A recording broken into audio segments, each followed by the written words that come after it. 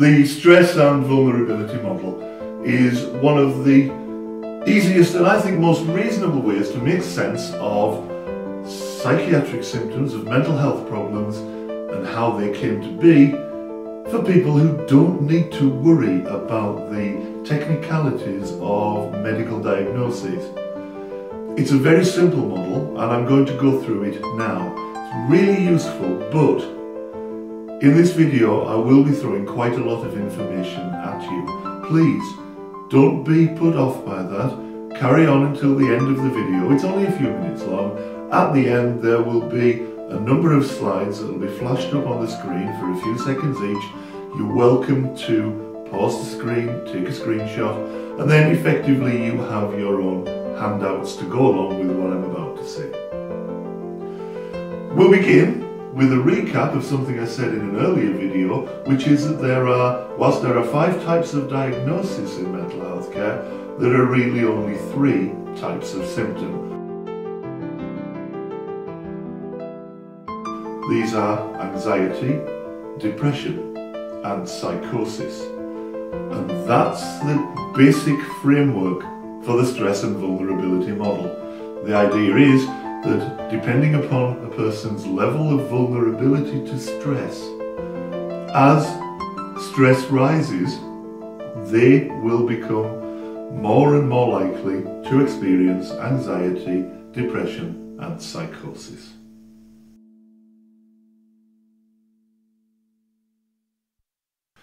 You're bang in the middle of the vulnerability axis of the stress and vulnerability graph. That means that as your stress rises, let's say you've had a bad day at work, your boss has made it very clear they want to see you first thing in the morning in their office. You may bring a representative if you wish, and we all know that means trouble. You may, as you go home that night and wonder what's going to happen the following morning, you may well experience a degree of anxiety.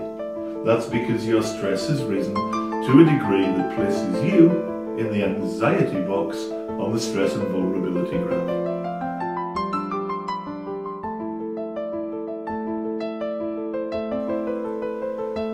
Imagine you go to that meeting, and at that meeting it becomes very clear that you are about to lose your job. It's a summary dismissal, there's no right of appeal, and you are now, because of the nature of those conditions and the state of the job market, perhaps your age, perhaps other circumstances in your life, you are now effectively unemployable. You cannot find yourself another job. Whereas the anxiety you experienced the night before was your emotional way of creating a call to action, of getting you to try to solve the problem, depression is what happens when people stop trying. Effectively, they've given up.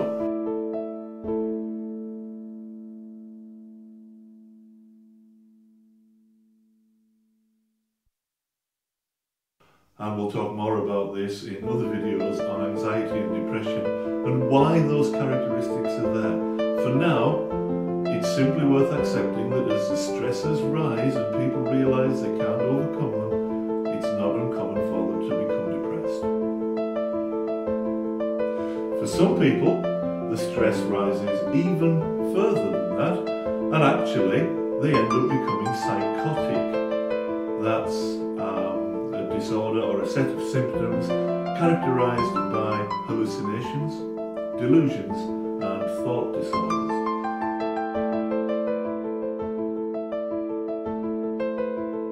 And as stress rises, it's not uncommon for people to experience any or all of those particular symptoms.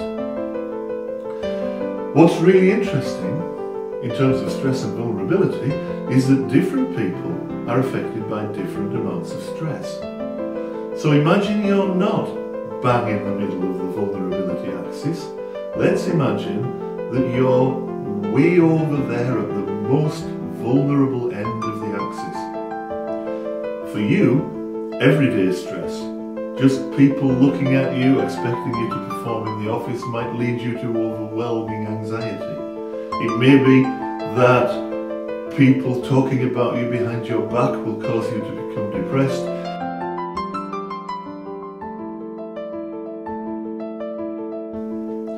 It may be that you become psychotic so much of the time that you develop a label like schizophrenia, and people decide that you're always psychotic, that you just are a psychotic person. On the other hand, imagine yourself at the very robust end of the axis, where you're hardly vulnerable to stress at all. Let's say you're the Dalai Lama. The amount of stress that you would need to get out of anxiety and into depression or into psychosis would be significantly more than the amount of stress that the average person would need, or that the person who appears to be psychotic all the time would need. This is one of the reasons why we see so many differences between people.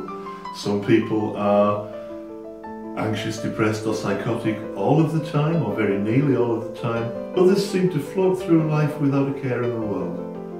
That vulnerability factor is the reason why. So that's one side of the stress and vulnerability equation.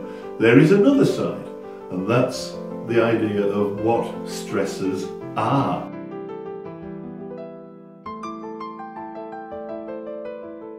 And there are various types of stressor. There are biological stressors.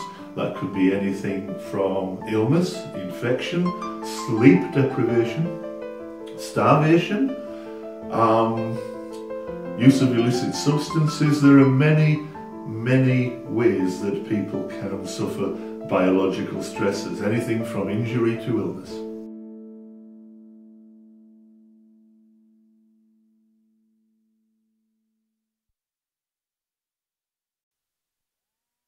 Psychological stressors. It's not what happens to you that causes the problem, it's what you think about what happens to you, or rather, how you think about what happens to you.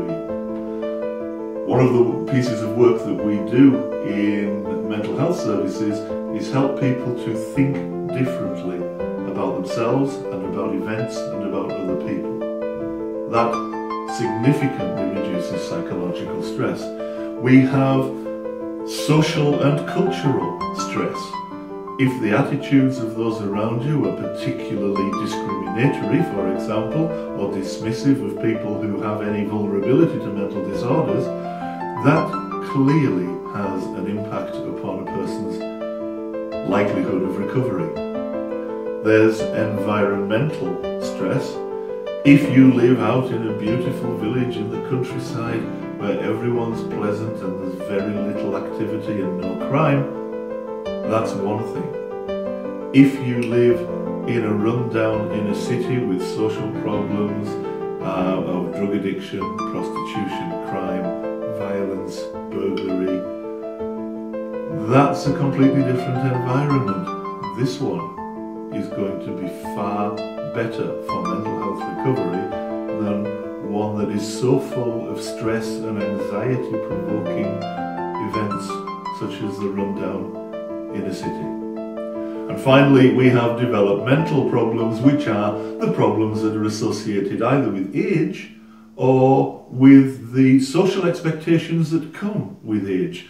So it could be anything from childhood to elderly care, and they have their particular illnesses and diseases. There are childhood diseases, there are the diseases of old age.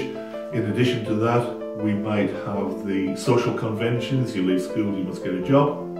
If you don't get a job, well, that's a stressor. You might go to college. If you don't pass your exams at the end of the year or at the end of the 3 or 4 years of college, that's a stressor. If you don't get a job, or if you are unable to maintain a relationship, perhaps you're unable to have children, that's a stressor. Maybe a few years further down the line, you are made redundant and you find it difficult to get another work, so you're left unemployed until retirement, that's a stressor.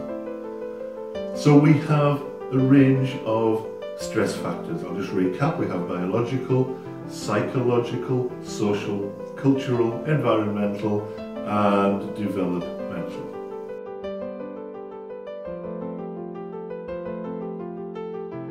All of these different stresses tend to combine in a person's life to create, well, for the very unlucky people, a perfect storm.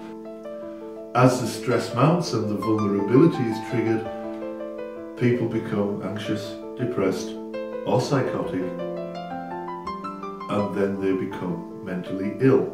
So, if you are a carer, or a relative, or a support worker in social care, in mental health care, in nursing, your task is twofold.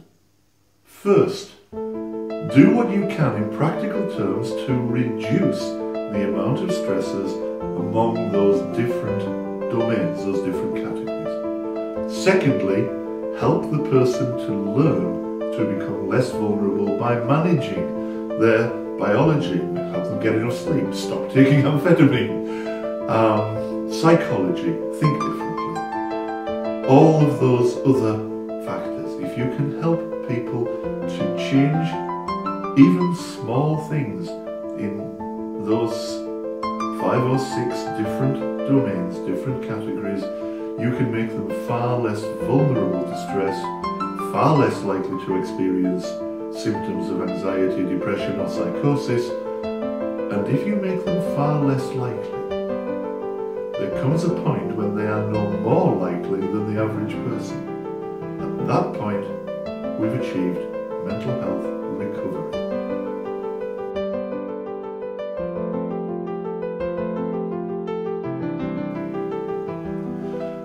I'm Stuart Sorensen.